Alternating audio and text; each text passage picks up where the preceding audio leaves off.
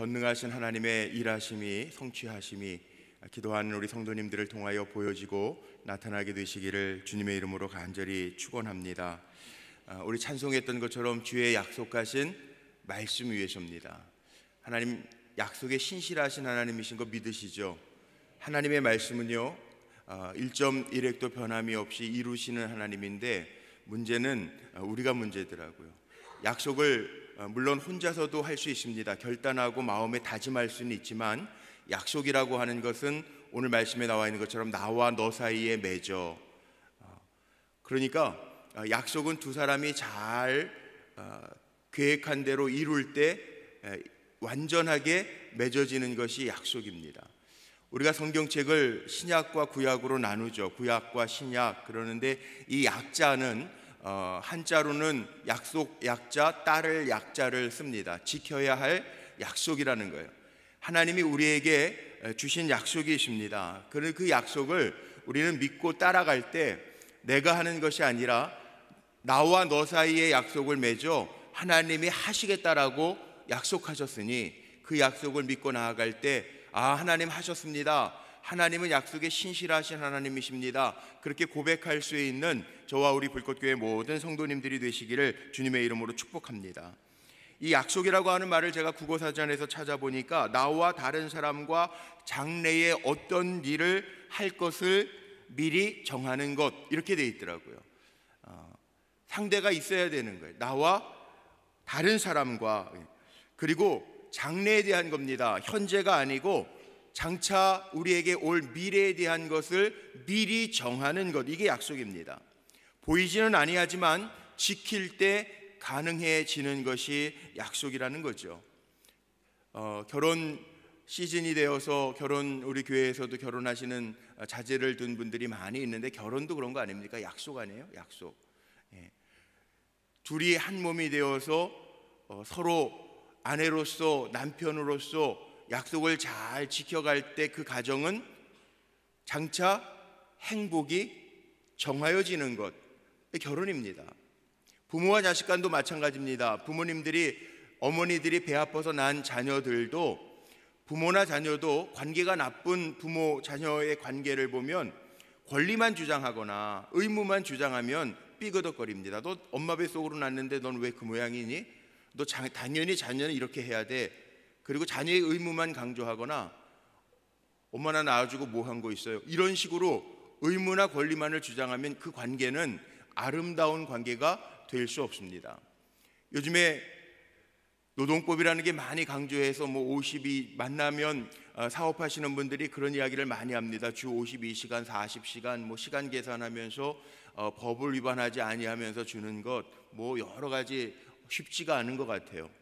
그래서 중소기업 하시는 분들은 오히려 사람들 더 채용하기보다는 어려운 문제들 때문에 나라에서 고용해라 여러 가지 문제들이 있죠.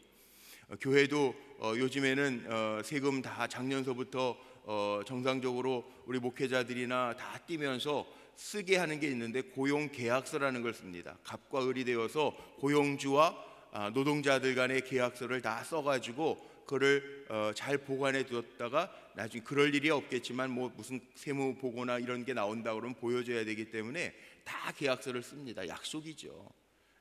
그 약속을 이행하지 아니하니까 문제들이 생기고 갑과 을의 문제다, 고용주와 노동자의 문제다, 여러 가지 이야기들을 하고 있죠. 이게 무슨 얘기입니까? 약속이라고 하는 거는요 상대방에 대한 믿음을 가지고 할 때 이게 이루어진다는 거예요. 처음부터 믿지도 못하면서 약속이라는 거 이루어질 수가 없다는 거예요.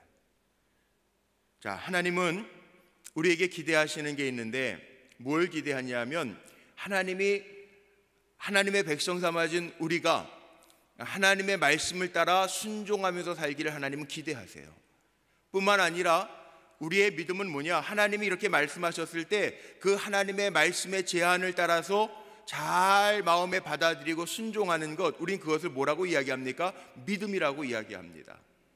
그런데 오늘 본문 말씀에 보시면 우리가 좀 생각해 봐야 될 것들이 있습니다. 하나님과 아브라함 사이에 약속하시는 이야기가 오늘 나오는데 우리 인간이 하나님을 찾아가는 적이 없고 인간이 죄인이기 때문에 죄된 우리가 거룩하신 빛 대신 하나님 앞에 찾아가기가 참 어렵습니다. 하나님이 찾아오세요. 성경에 보면 타작마당에서 일하고 있던 기드온에게 하나님이 찾아오셨고요, 목동 다윗에게 하나님이 찾아오셨고요, 미디안 광야에서 양을 치고 있던 모세에게 하나님이 찾아오셔서 말씀해 주십니다.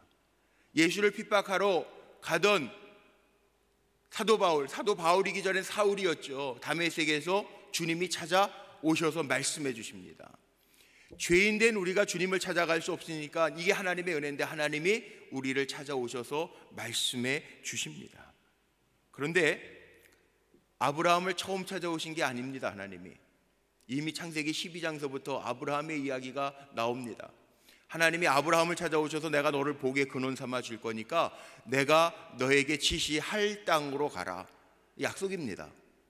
보여주신 땅이 아니라 내가 너에게 지시할 땅으로 가라, 미래에 대한 이야기입니다.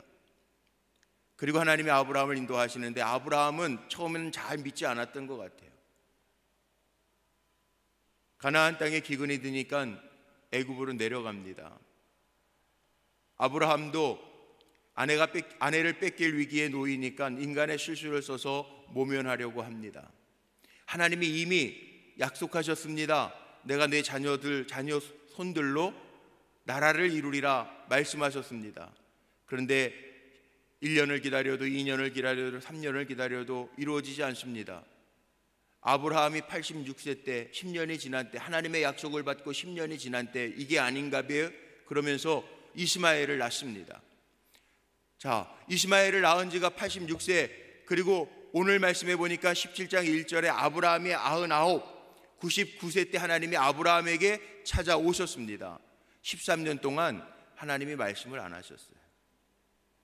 13년 동안 아무 말씀도 안 하시고 침묵의 시간이 흐른 다음에 하나님이 갑자기 아브라함을 찾아오셔서 뭐라고 1절에 말씀하셨냐 하면, 자, 1절 말씀 있습니다. 중간에 있는 게 1절입니다. 우리 같이 한번 읽어볼까요? 시작. 아브라함이 99세 때에 여호와께서 아브라함에게 나타나서 그에게 이르시되 나는 전능한 하나님이라. 너는 내 앞에서 행하여 완전하라. 난데없이 13년 만에 하나님 나타나셔서요, 나는 전능한 하나님이라 말씀하세요.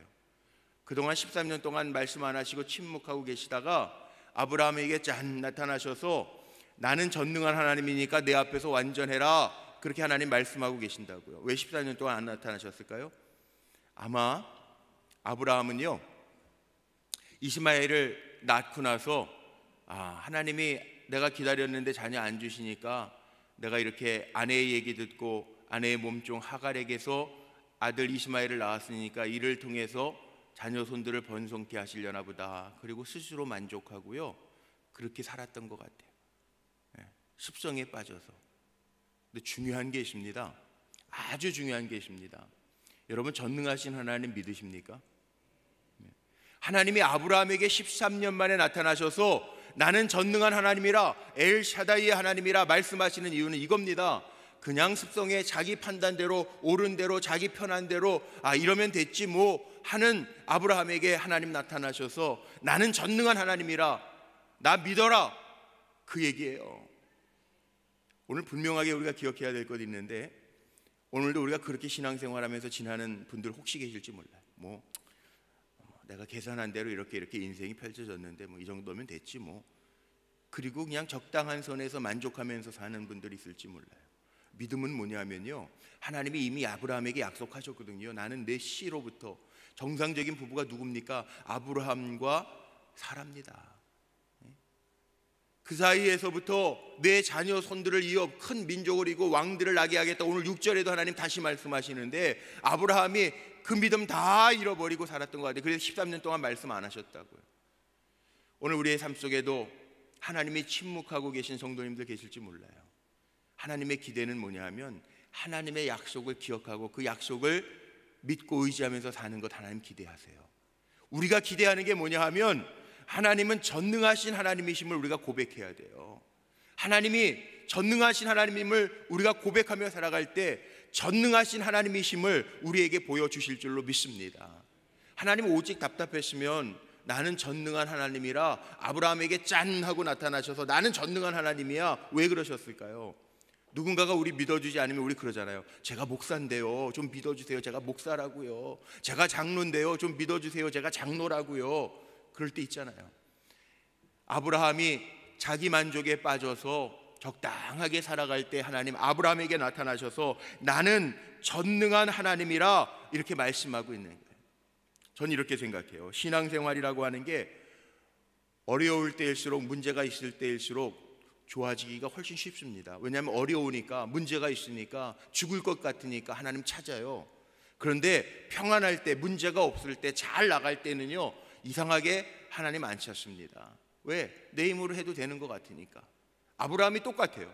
왜? 이스마엘 얻었으니까. 이 자식이 내 자식인가 보다. 내 몸에 내 씨로 났는데 이런 마음을 가지고 13년을 지났다고요. 하나님이 약속을 잃어버리신 것이 아니라 아브라함이 하나님의 약속을 잊었어. 내가 너에게 복의 근원 삼아 줄 거고 내 씨로 큰 민족을 이룰 거라고 하는 하나님의 약속을 아브라함이 잊어버렸어요. 그 잊어버린 아브라함을 찾아와서 하나님이 얘기하시는, 너 나 정말 믿니? 나 전능한 하나님이야. 엘샤다이, 히브리어로 엘샤다이의 하나님이야. 너 나 믿어? 인간적으로는, 의학적으로는 아이 낳을 수 없는 나이인 거 내가 알아. 근데 너 전능한 하나님인 거 나 믿어? 그거 말씀하시는 거예요. 여러분, 우리도 우리의 머릿속으로 판단하고 계산하면서 이건 안 돼, 이건 돼, 이건 돼, 이건 안 될 거야, 이건 못해, 이건 도저히 계산으로 안 나와, 그러면서 살 때가 얼마나 많아요. 근데 여러분, 계산대로 되십니까? 안 되더라고요. 내가 아무리 맞춰놔도요, 하나님이 흐트러 놓으시면 그거 아무것도 아니고요, 내가 생각하기에는 아무것도 안 될 것 같은데요, 하나님이 세우시면 세워진다고요. 한나도 그랬습니다. 아이를 낳을 수 없어 첩에게 무시당합니다. 얼마나 그 마음이 아팠을까요?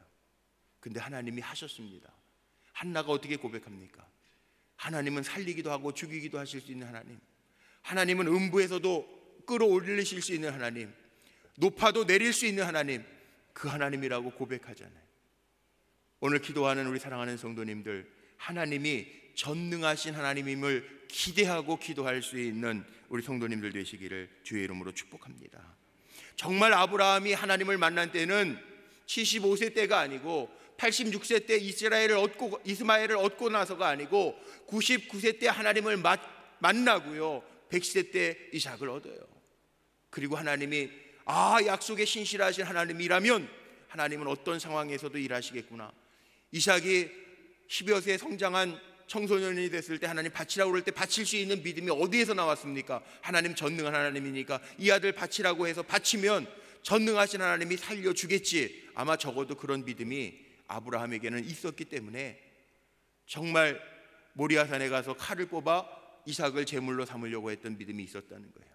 왜? 하나님 전능한 하나님이니까, 내가 죽여도 살리실 수 있는 하나님이니까 두려워하지 아니하고 머뭇거리지 아니하고 하나님의 약속대로 행했던 이가 아브라함이라는 거죠.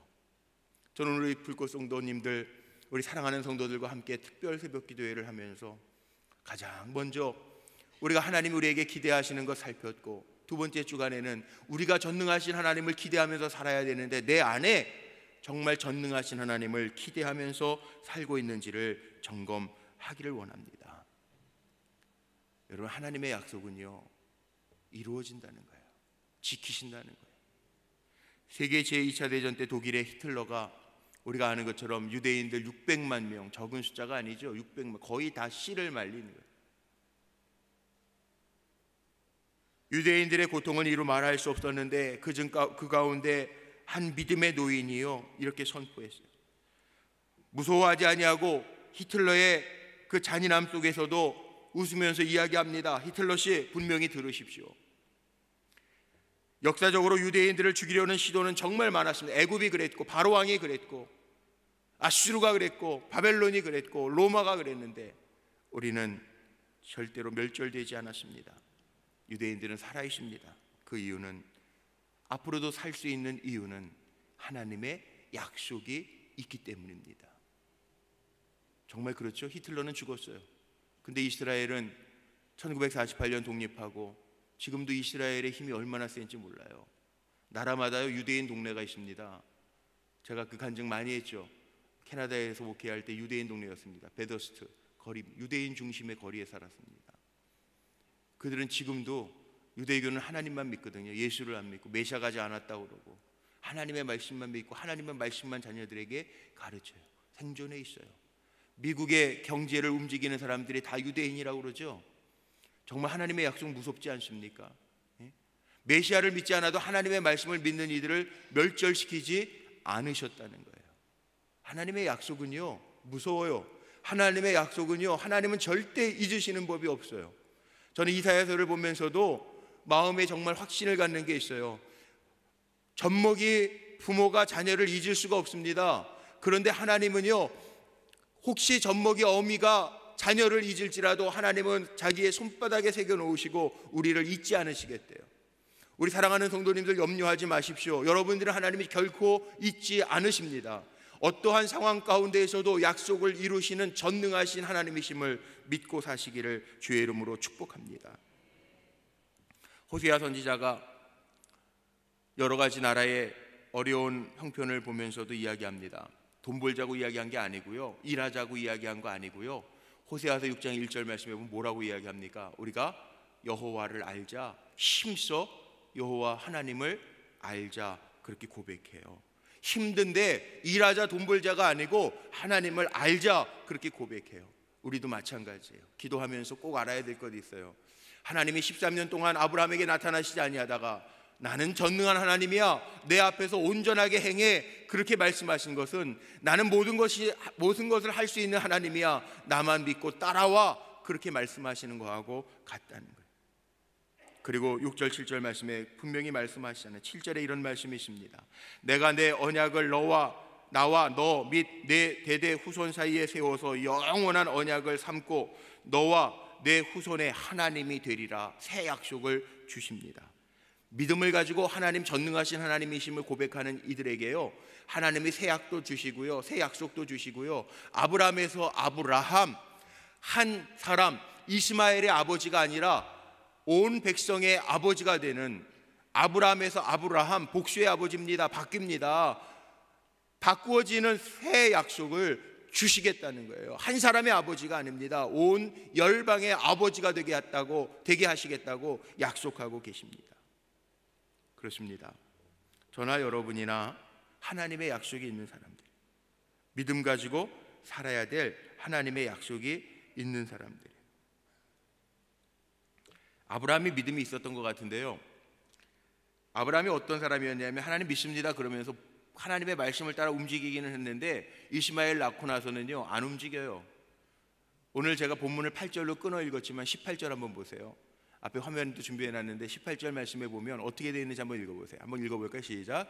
아브라함이 이에 하나님께 아뢰되 이스마엘이나 하나님 앞에 살기를 원하나이다. 이게 무슨 말인지 아세요?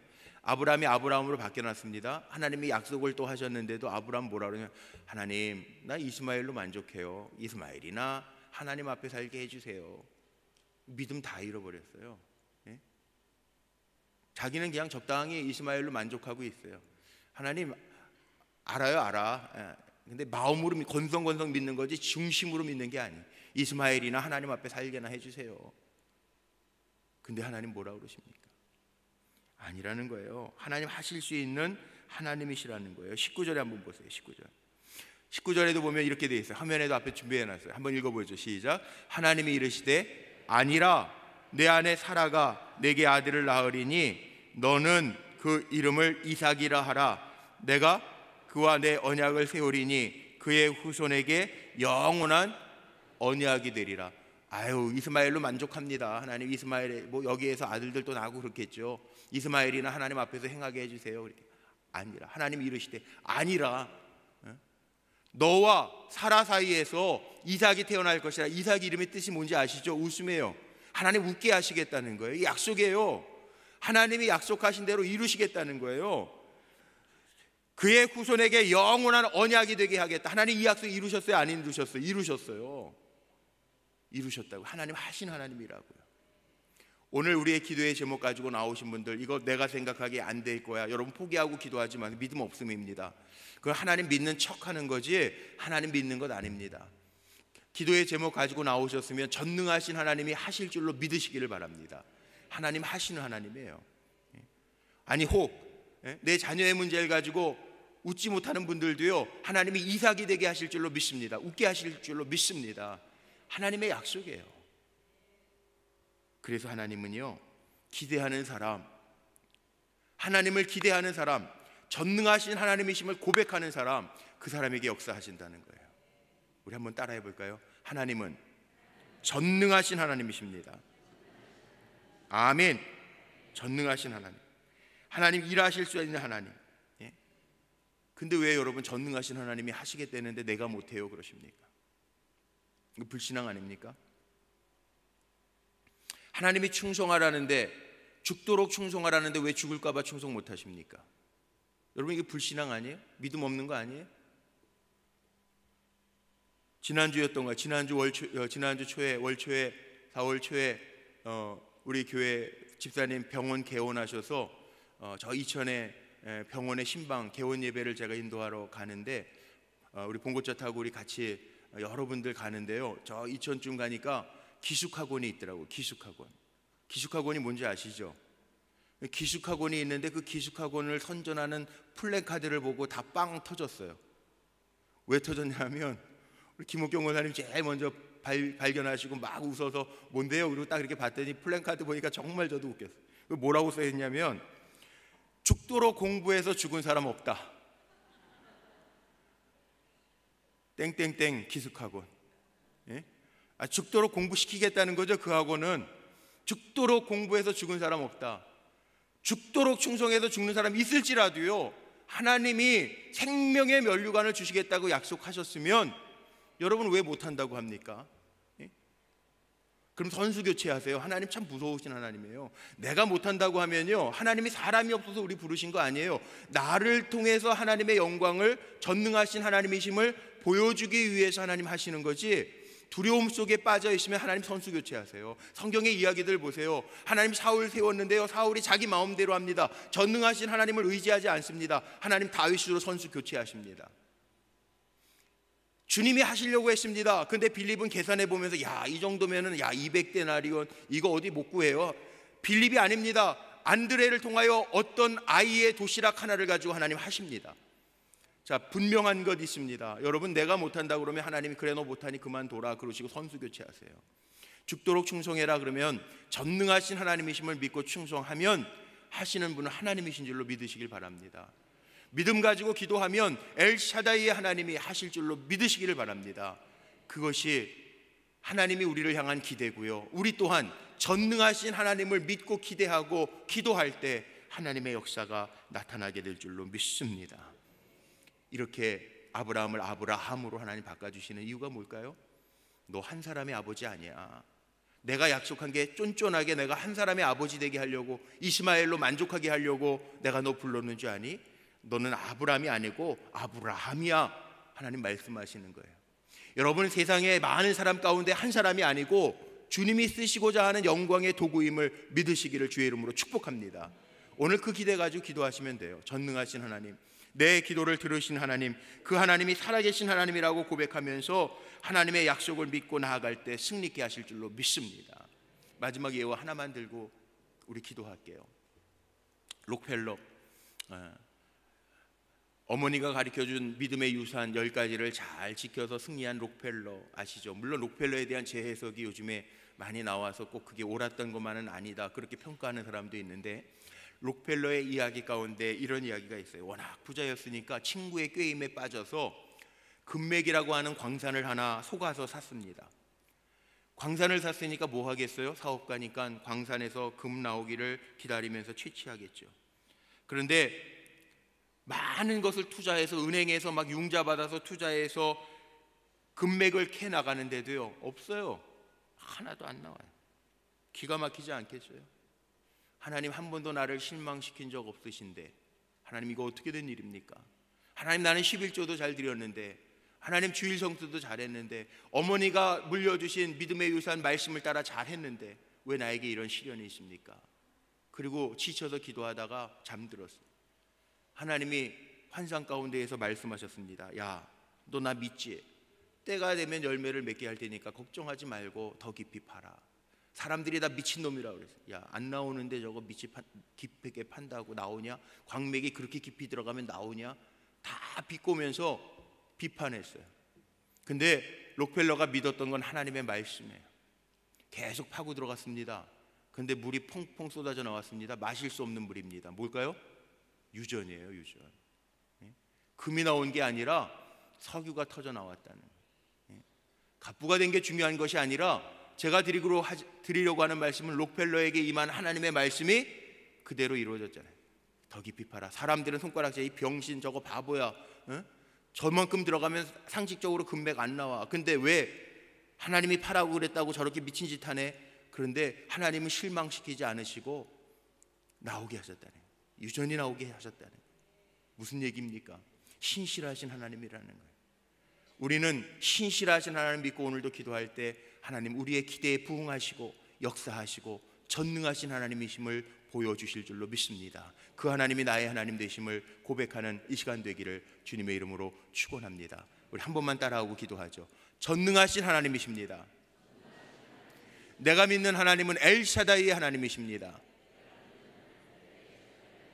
아멘. 내 생각으로 제한하지 마십시오. 하나님은 살아계신 전능하신 하나님이십니다. 기도하시겠습니다.